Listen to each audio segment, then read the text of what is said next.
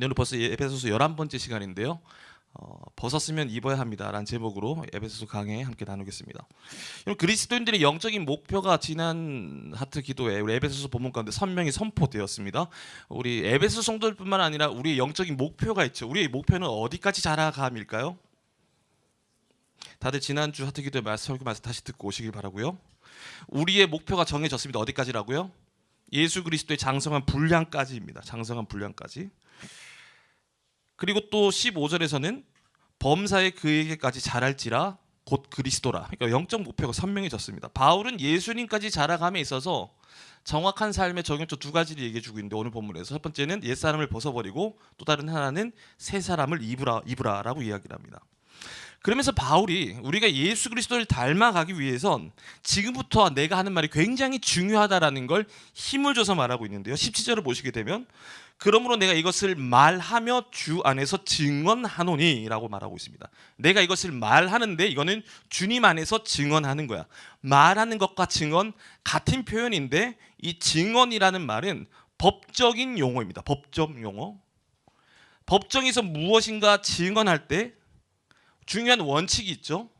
여러분 법정에서 증언할 때는 어떤 원칙이 있냐면 내 감정이나 판단으로 하지 않고 있는 사실을 그대로 말하는 것이 증언의 기본입니다. 혹시 법정에서 증언해 보신 분 계십니까?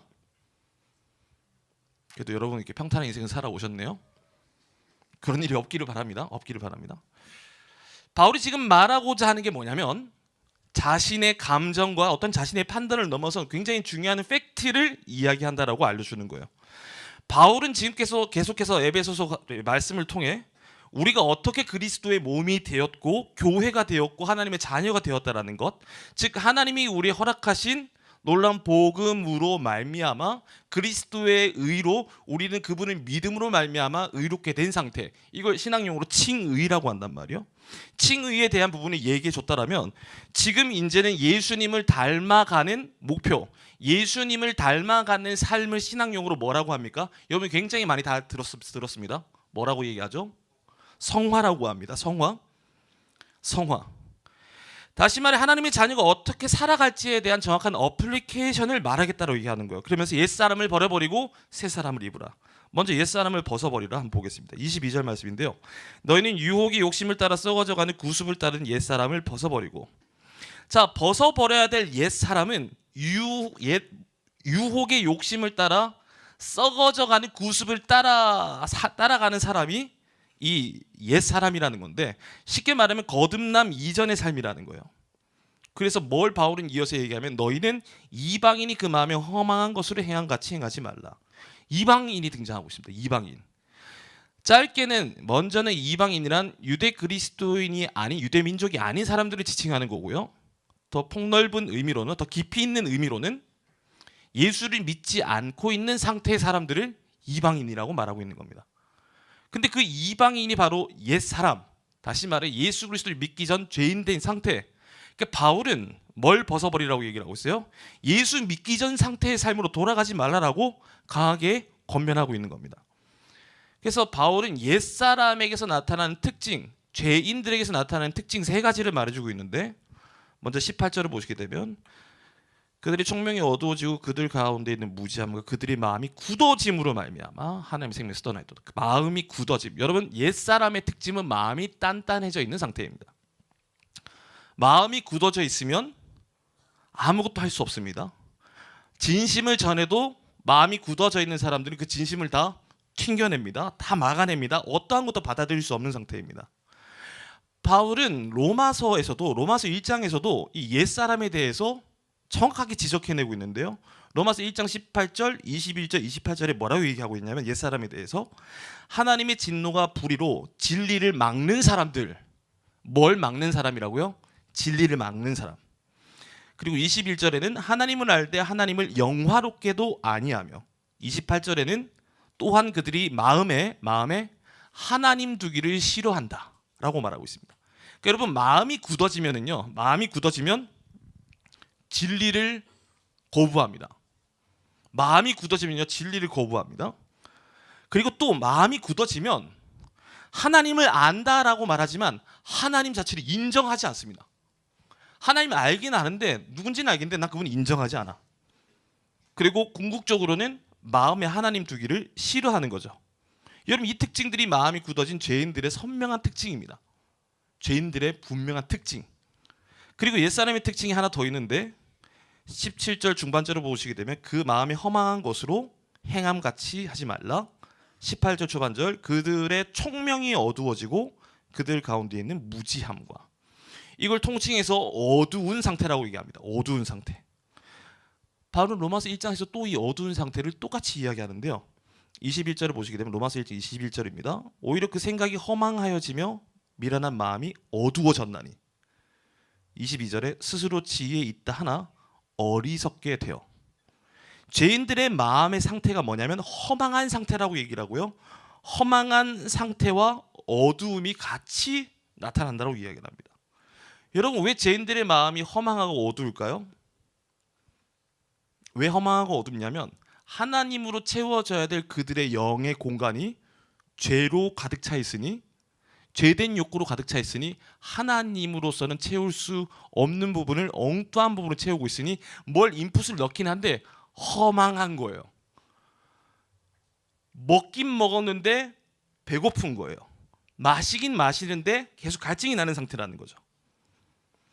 그리고 바울은 재밌는 표현을 썼는데요. 오늘 4장 18절 초반절에 그들의 총명이 어두워지고라고 표현하고 있습니다. 총명이 영어 번역으로 understanding으로 번역이 되었습니다. 그러니까 명철인데요. 총명이 명철인데 understanding 한국말로 뭐죠? 이해입니다. 그럼 총명이 어두워졌다라는 걸 원어에 각각 해석하면 뭐가 어두워졌다라는 거예요? 이해하는 게 어두워졌다. 이해를 잘 못하고 있다라는 거예요. 이런 것이 이해가 잘 안 되어지는 것에 대해서 에베소서에는 그 상태를 뭐라고 얘기하냐면 무지함과, 18절 후반절에 총명이 어두워지고 그들 가운데는 무지함, 로마서에서는 1장 22절에 어리석게 됨. 여러분 마음이 어두워지니까 무지하고 어리석게 된다라고 말하고 있습니다. 무지함, 이것도 원어 표현이 재밌는데요. 영어 번역으로 ignorance라고 번역됐어요. 무시한다라는 거예요. 그러니까 여러분 마음이 허망하니까 무슨 얘기를 들어도 이해가 안 되고, 이해가 안 되다 보면 저 사람이 이 진리가 외치는 메시지 자체를 무시하는 겁니다. 마음이 허망하면 그냥 허망한 걸로 끝나는 게 아니라 마음이 허망하니까 무슨 이야기를 들어도 이해되지가 않고, 이해가 되지 않는 것이 지속되다 보니 계속 무지한 상태, 더 아주 적나라한 표현으로 무식한 상태가 된다는 거죠. 성경은 이를 향해 어두운 상태다라고 말하고 있고, 죄인의 특징이라고 말하고 있고, 옛사람의 특징, 예수를 알기 전 이방인의 상태라고 말해주고 있습니다. 우리 모두가 다 그런 시간들이 있었죠? 그렇죠? 자, 그리고 바울은 하나를 더 이야기합니다. 옛사람의 특징은 방탕함이 나타난다고 해요. 방탕. 19절 한번 볼까요? 19절 여러분들이 다 같이 한번 읽어보겠습니다. 19절 말씀입니다. 시작.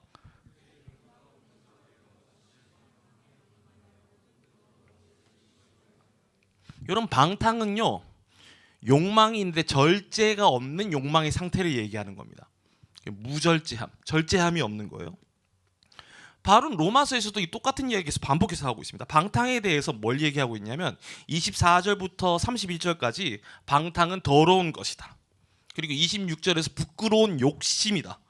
그리고 부끄러운 삶이다. 합당하지 못한 일이며 그 방탕한 모든 것은 불의함으로 가득 차 있다. 여러분 더러운데요, 부끄러운 욕심인데요, 부끄러운 삶이고 합당하지 못한 일이고 모든 불의가 바로 방탕한 상태인데, 방탕은 다른 사람의 생각과 다른 사람들의 감정과 내가 살고 있는 도시의 문화와 기본 삶의 상식을 아랑곳하지 않고 수치나 부끄러움과 두려움도 없이 행하는 게 바로 방탕이라는 거예요. 여러분 더러운 걸 더럽다라는 걸 알고 누가 더러운 일을 행하겠습니까? 근데 더러운 걸 알면서도 이렇게 자꾸 사는 거예요. 근데 여러분 이게 바울이 재밌는 표현하고 있는데, 방탕이 어떻게 됐다고 얘기하냐면 이 방탕함에 방임되었다라고 얘기를 합니다. 그들이 감각 없는 자가 되어, 어떤 사람이요? 옛 사람들이, 죄인들은 감각이 없어져 버린 사람들이었는데 자신을 절제하지 못하는 삶에 방임해줬다. 방임은 던져주다라는 뜻입니다. 넘겨주다라는 뜻이 있는 거예요. 자, 쉽게 설명하면 자신 자체를, 죄인들은 자신의 죄된 삶, 병든 삶으로 자신의 인생을 다 집어 던져 버린다는 거죠. 아, 뭐 내 인생 이미 끝났어. 이생망이야. 이생망이니 그냥 이대로 살지 뭐. 이 세상 문화가 다 이런데 뭐. 성경은 이런 상태를 뭐라고 얘기합니까? 양심에 뭐 맞았다고 얘기를 하죠? 화인 맞았다고 얘기를 합니다. 양심이 병든 상태라는 거죠. 사자성어로 뭐라고 얘기합니까? 맞아요. 이거 어른들하고 설교할 때 이렇게 반응이 좀 나오는데 안하무인이라고 합니다. 또 우리의 언어로 뭐라고 얘기를 하죠? 완전 짜스인 겁니다. 그 다른 사람이 자신이 어떻게 생각하는지에 전혀 상관없이 그냥 지 살 길 지 마음대로 사는 거예요. 그러니까 여러분 아주 쉽게 표현하자면 그냥 지 멋대로 사는 겁니다. 내가 낸데 뭐, 내가 난데 뭐 어쩌라고. 그래서 여러분 술 취한 사람들의 특징이 있잖아요. 술 취한 사람들이 시위하면서 뭐 어쩌라고, 뭐 왜 쳐다보는데, 뭐 어쩌라고. 여러분 이것만 방탕이 아니라 내 인생, 내 시간, 내 돈, 내 감정, 내 마음대로 소비하는 것도 여러분 방탕인 겁니다. 그러니까 여러분 내 돈, 내 산도 주의하셔야 됩니다. 그래서 철없는 애들이, 방탕에 빠져있는 철없는 아이들이 자주 하는 표현이 있죠. 나 좀 가만히 내버려 두라고. 내 마음대로 할 거라고. 내가 TV를 보든 인터넷을 하든 뭐 전화기 붙잡고 무슨 상관이냐고. 이게 방탕한 삶인데 이 시대의 사조가 다 그렇게 살아가니까 나도 뭐 그렇게 사는 게 뭐가 나빠? 이게 일반화되어져 있는 거예요. 지금 시대가 다 병들어져 있는 거예요. 시대가 다 방탕함에 자신의 인생을 다 집어 던져버리고 있는 것이 오늘의 세태입니다. 근데 바울이 경고하죠. 이렇게 된 사람들의 결말, 옛사람 죄인들의 결말에 대해서도 얘기합니다. 18절 후반절에 하나님의 생명에서 떠나 있도다. 하나님의 생명에서 떠나 있도다. 로마서에서도 똑같이 이야기합니다. 24절, 26절, 28절. 그러므로 하나님께서 그들을 내버려 두신 상태. 이 때문에 하나님께서 그들을 부끄러운 욕심에 내버려 두셨으니 28절이 그 상실한 마음대로 내버려 두사. 하나님이 방임의 방탕한 삶을 그대로 내버려 두고 자신의 삶을 죄된 문화에 던져버린 인생들을 향해 결국은 하나님을 떠나 있는 상태인데 그 하나님이 떠나 있는 상태에 대해서 하나님이 내버려 두셨던 상태라는 거죠. 하나님이 저 진짜 어떡하지? 어쩔 수 없다. 그래서 바울이요 굉장히 중요하고 단호하게 권면하고 있습니다. 뭐라고 얘기하냐면 22절에서 너희는 유혹의 욕심을 따라 썩어져가는 구습을 따른 옛사람을 벗어버리고, 벗어버리라고 이야기를 합니다. 우리의 영적 목표가 있죠. 예수님을 닮아가는 성도들의 삶 속에서 취해야 될 우선순위가 뭐가 있냐면, 자, 예수 그리스도로 인해 우리가 그분을 믿음으로 인하여 의롭다 칭함 받았단 말이에요. 여러분 이거는요 은혜로 된 거예요. 자, 그런데 우리는 예수 그리스도로 그리스도께서 우리를 의롭다라 너희는 의로운 자야라고 말씀해 주셨는데, 그럼 우리는 그의 의에 합한 삶을 살아가야 되는데 우리는 자꾸 옛날에 벗어 던진 옷, 주님께서 벗어도 돼라고 하셨던 그 옷을, 한번 벗었던 옷을 자꾸 다시 주워 입으려고 하는 본성이 있습니다. 예를 들면 이런 거예요. 사람을 죽인 죄수가 감옥에 갇혔는데 좋은 변호사를 사서 판사 앞에 다시 판결을 받게 됩니다. 판결을 받게 되는데 좋은 변호사를 샀기 때문에 판사가 이렇게 판결해 주는 거예요. 보니까 정산이는 어쩔 수 없는 상황 가운데 정당방위로 칼을 휘두르다가 사람을 찔러 죽였음. 그러니까 이 사람은 일부러 고의로 살인한 것이 아님. 그러니까 정사는 무죄하고 죄의 판결문을 죄가 없으면 판결을 때려줬단 말이에요. 그러면 이제 저는 더 이상 무슨 옷을 안 입어도 되는 거예요? 죄수복을 안 입어도 되는 거예요. 죄수복을 벗고 저는 나가서 무슨 옷 입고 다녀요? 사복 입을 수 있는 거예요. 근데 여러분 저는 좋은 변호사를 만났으니까 이게 정당방위로 넘어간 거지, 저는 수틀리면 사람 찔러 죽이는 게 제 본성이란 말이에요. 실제로 제가 그렇다는 게 아니라 예를 드는 거예요. 예를 드는 거예요. 그래서 여전히 사복을 입었지만, 죄수복을 벗었지만 내 안에는 어떤 DNA가 계속 흐르고 있는 거예요? 살인. 너무 예를 해서 과격하게 들었네요. 나는 이 사람을 죽이고 협박하고 겁박하고 돈 뺏고 삥 뜯고 괴롭히고 때리고 사기치고 거짓말하고 이런 게 자연스러운 사람이다 보니까 죄수복을 입었던 내 삶이 훨씬 더 편하게 느껴진다라는 거예요. 그러니까 여전히 내 안에 죄된 DNA가 흐르다 보니까 어색한 새 옷 사 입는 것보다 이전에 입었던 제 옷이 훨씬 더 편하기 때문에. 그래서 여러분, 우리는 죄 짓기 위해서 노력하지 않는단 말이에요. 여러분, 죄 짓는 거 굉장히 편하지 않습니까? 죄 짓기 위해서 노력하네. 오늘 제발 거짓말 한 번만 제대로 한번 해봐야지. 이렇게 해서 거짓말 하나요? 안 그렇단 말이에요. 오늘 내가 저 사람 정말 미워하기 위해 애를 써야 되는, 이렇게 그렇게 해서 미워하게 되나요? 그냥 밉잖아요. 대충 살던 이전의 삶이 편했고, 나만을 위해 살던 선의 삶이 훨씬 더 편했고, 그냥 양심의 가책 없이 살던 삶이 훨씬 더 편했던 겁니다. 그래서 자꾸 이전의 습관을 쫓아서 하는 거죠. 바울은 에베소에 있는 복음을 듣고 거듭난 거의 세가족 수준에 있는 그 에베소 동역자들이 그들의 삶 가운데 의롭다함을 얻긴 했지만 여전히 그들의 삶 가운데 죄의 탄성으로 끌려가고 있는 현실을 잘 알고 있었던 거예요. 그래서 내어놓은 제안이 옛사람을 벗어버려야 돼. 그러면서 그 다음에 이어주는 어플리케이션 두 번째가 뭐냐면 23절 24절이에요. 오직 너희의 심령이 새롭게 되어 하나님을 따라 의와 진리와 거룩함으로 지으심을 받은 무엇을 입으라? 새 사람을 입으라. 새 사람을 입으라. 여기서 새 사람을 입으라. 여기서 새 사람이라고 하는 이 헬라어의 원어적 뜻이 무엇이냐면 완전히 새롭게 창조된 존재를 이야기하는 겁니다. 완전히 새롭게 창조된 존재. 질적으로 완전히 다른. 그리고 이걸 수식하고 있는 것이 하나님을 따라입니다. 하나님을 따라 의와 진리와 거룩함으로 지으심을 받은 새 사람을 입으라. 여기서 하나님을 따라는 뭐냐면 원어적 의미는 하나님의 형상을 따라 만들어진 새 사람이라는 거예요.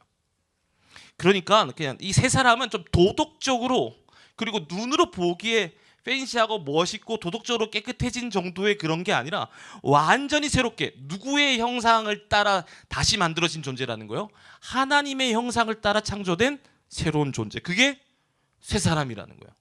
그렇다면 이 형상은 결국 누구를 드러내고 있는 거냐면 바울은 고린도후서 4장 4절에서 이렇게 얘기를 해요. 그리스도는 하나님의 형상이다. 그리스도는 하나님의 형상이다. 그리고 골로새서 1장 15절에 그는 보이지 아니하는 하나님의 형상이다. 그가 누구예요? 예수 그리스도.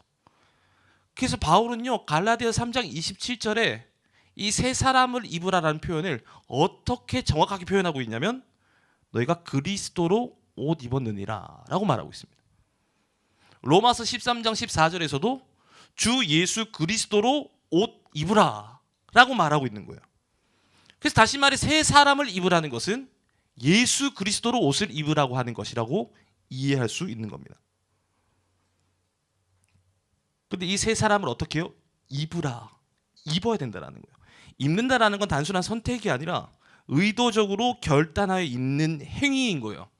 입으라. 이 헬라어 뜻은 의도적으로 결단적으로 입는 행위를 말할 때 입으라는 단어를 쓰고 있는데, 그러니까 여러분 옷을 저절로 누가 입혀줍니까?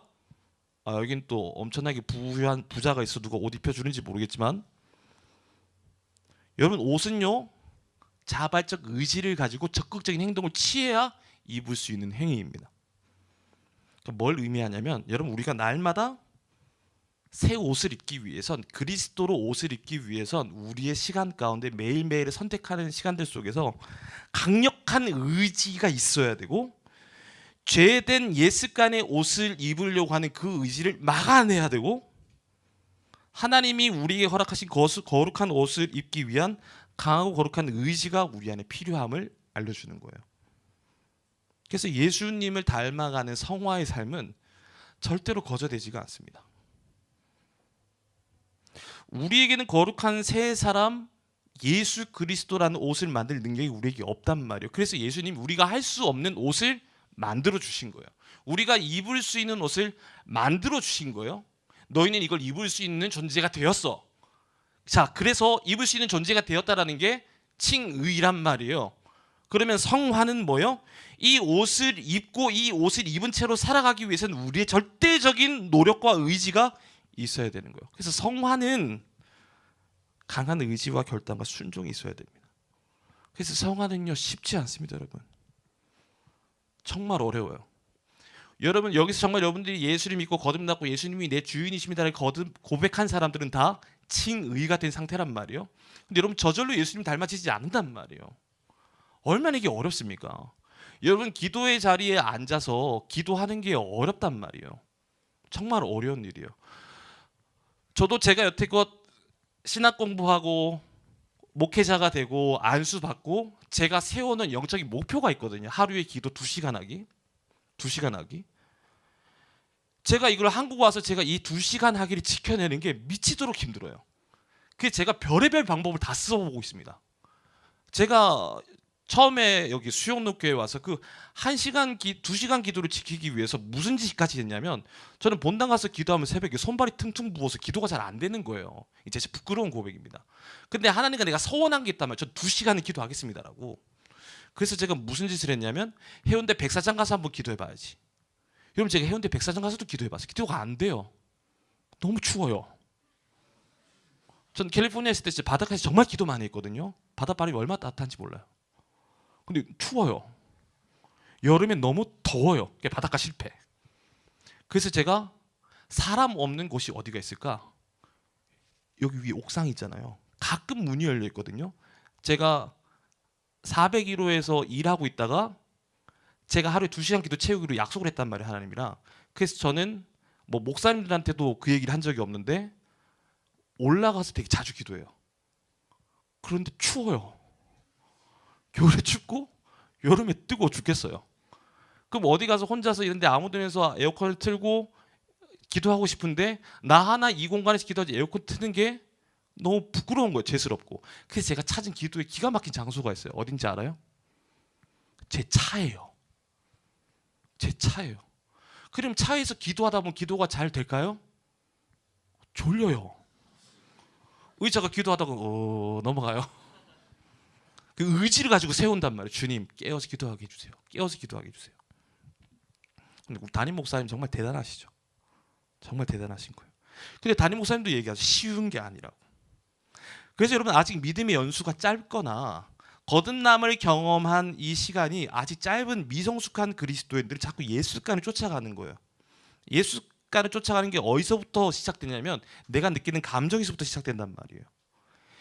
예수를 믿는데 예배도 드리고 있고 기도도 하고 있는데 내 마음은 여전히 우울한데, 여전히 슬픈데, 여전히 먹먹한데, 분명히 이 감정이 사라지게 해달라고 기도도 했고 실제 기도 중에 그 감정이 사라지기도 했는데 왜 내 마음은 왜 이렇게 갈대 같을까? 내 마음은 왜 이렇게 아직도 10대 소녀 같을까? 나는 40대 중년의 남자인데도 내 마음은 왜 이렇게 40대니까 더 왜 이렇게 갈대 같을까? 내가 벌써 그 증상이 오는 건가? 여러분 그거 저기 중년의 남자들이 겪는 거 뭐라 그러죠? 어른들이 겪는 거? 갱년기가 오는가? 그 슬픈 저의 고백이에요. 마음이 막 갈대 같아요. 분명히 은혜 받고 결단했는데 또 마음이 무너지고. 여러분 우린 자꾸 내 감정에 집중하게 됩니다. 감정에. 여러분 지금 우리는 모더니즘 시대를 지나 포스트 모더니즘 시대를 지나서 지금 하이퍼 인디비주얼리즘 초개인주의 시대에 접어서 들었단 말이에요. 초개인주의 시대의 사조와 중심 사상은 무엇이냐면 Focusing your heart, listen your heart. 너의 마음에 집중하라고 얘기를 해요. 네 감정이 느끼는 게 진짜라고 얘기하는 게 요즘 시대의 정신이란 말이에요. 그래서 자꾸 감정에 집중하고 있고 온 시대가, 온 문화가, 온 컨텐츠가 다 내 마음의 소리에 집중하라고 얘기하고 있는 시대가 지금 이 시대란 말이에요. 그래서 이렇게 자꾸 내 감정에만 집중하다 보면 하나님의 음성 명령을 듣고도 외면하게 됩니다. 그러면서 자꾸 내 감정으로만 생각하게 되고 내 감정이 굳어지고 그러다 보니까 내 안 좋은 감정에만 집중하고 내 상황에만 집중하다 보니까 안색은 자꾸 어두워지고 상황에 대한 인식 뭐가 떨어지게 되는 거예요? 뭐가 어두워져요? 상황 인식과 이 시대가 돌아가는 상황에 대한 이해가 떨어지게 되는 거예요. 그래서 자꾸 그릇된 결정, 그릇된 감정에 치우친 결정만 하게 되는 게 우리 인생이라는 거죠. 그래서 바울이 단호하게 얘기하는 거예요. 옛사람 즉 죄된 감정들을 다 벗어버리고 하나님이 주신 새 옷으로 예수 그리스도의 의로움으로 옷을 입으라고. 강한 의지를 가지고 네 감정이 주는 옷 입지 말고 우울한 모드, 침울한 모드로 살아가지 말고 그 예전에 들쳐 입었던 그 감정적인 옷 집어 던져버리고 예수 그리스도로 얼른 옷 입으라고. 예수 그리스도로 옷 입으라고. 하나님께서 성령께서 말씀을 통해 주시는 성령 주시는 감동으로 살아가라고.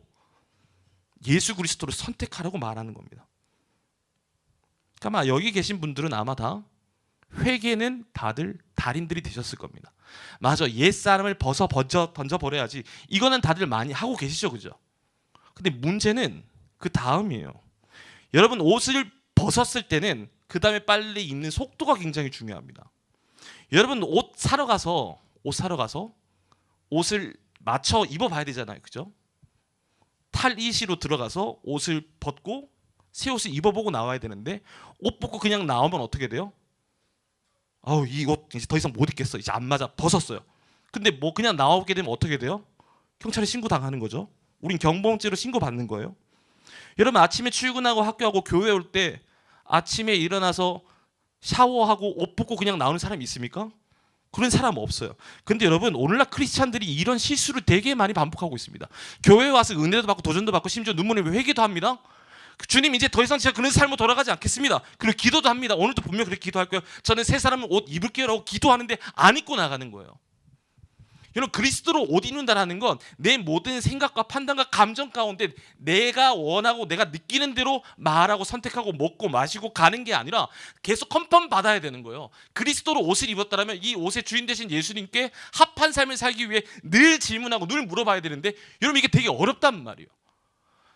그렇게 옷 입겠습니다라고 기도는 했지만 실제는 옷을 안 입고 나가는 거, 왜? 이게 너무 부담스러우니까, 힘들고 어려우니까. 그래서 여러분, 영적 뻘거숭이들이 너무 많은 거예요, 이 세상 가운데. 그래서 크리스찬들이 세상에 나가면 상처를 너무 쉽게 받아요. 예수 믿는 사람들이 세상에 나가면 상처를 너무 쉽게 받는다니까요. 우리 과장님이 어떻게 저렇게 말할 수 있을까? 그래서 세상 속에서 나오는 나를 판단하는, 나에게 뭔가 잘못을 지적하는 말을 감당을 못하는 거예요. 그리고 어디까지 가냐면 작은 눈빛 하나에도 마음이 무너져 내리는 거예요. 제가 설교하는데 나를 왜 저렇게 쳐다보는 거지? 내 설교에 지금 전혀 은혜를 못 받고 있는 거 아닌가? 어떡하지, 주여 좀. 제가 만약에 그런 상태로 설교했다 생각해 보세요. 이 얼마나 설교가 어렵고 설교를 못하지 않겠습니까? 근데 저 그럴 때 진짜 많았거든요. 여러분, 사람들이 쳐다보는 것에 우리가 자꾸 영향을 받고 있다라면, 사람들이 하는 말 내가 쉽게 상처를 받는다면 점검해 봐야 돼요. 여러분들이 오늘 어떤 옷을 입고 나가고 있는지를 점검해 보셔야 됩니다.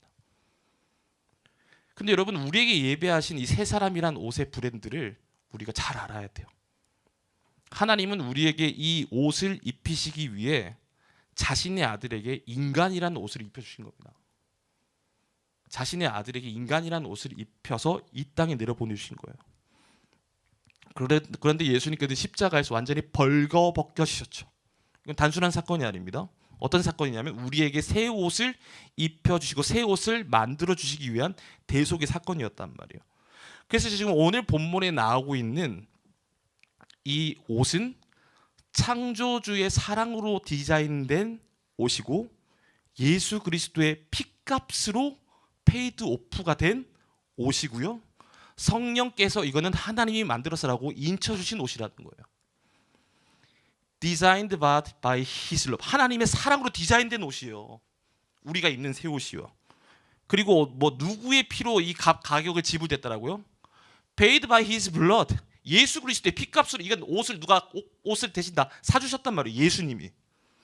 그리고 그 안에 상표에 뭐가 찍혀 있는 거예요? Sealed by Holy Spirit. 예수 성령 하나님으로 인해 이 옷은 진품이다라는 게 도장 찍힌 옷이란 말이에요. 그래서 여러분, 그 옷의 가치를 알고 그 옷을 선택하고 입게 되면 이 옷을 입을 때마다 설레는 거예요. 여러분들이 입기 전에 딱 설레는 옷들 있지 않습니까?